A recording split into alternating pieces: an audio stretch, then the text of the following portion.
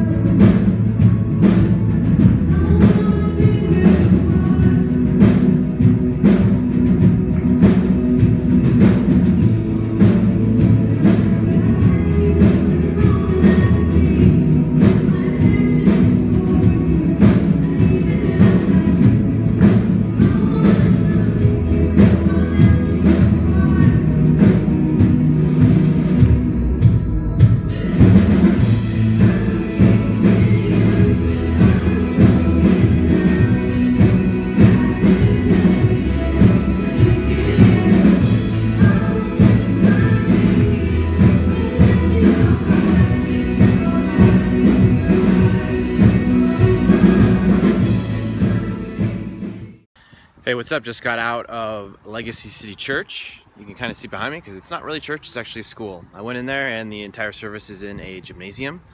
A very full gymnasium. There's lots of people there. And a very, like, you could see a picture that I took of basically the stage there, and there was a lot of different instruments. It was very lively music. And then the sermon started. The pastor here, I don't quite remember. I gotta remember today's date. Today is August 13th, 2017. I gotta remember that, but I threw that in there. But back on track. Yeah, so the pastor here, he was a pretty stand-up guy. Like, I really liked his message. It was really positive. He started off his sermon with it's mainly centered around Corinthians, 1 Corinthians.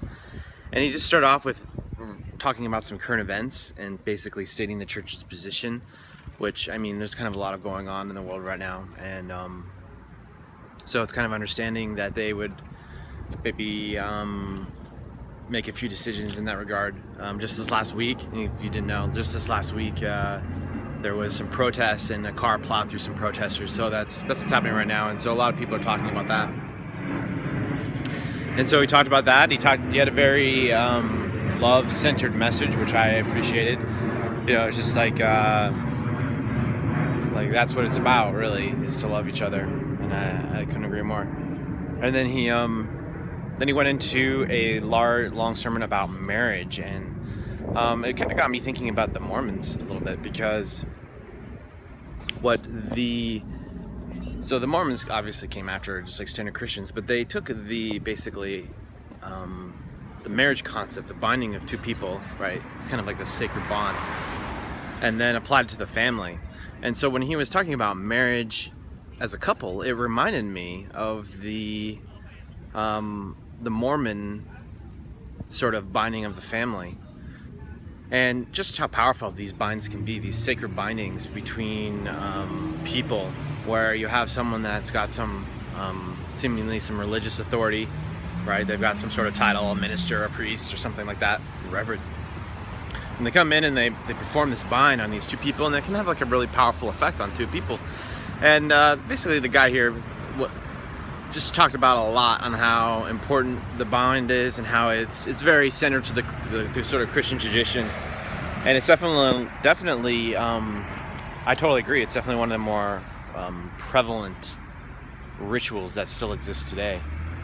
All right, funny thing, instead of missing out on the farmers market on Sundays, I now just go to the places near there.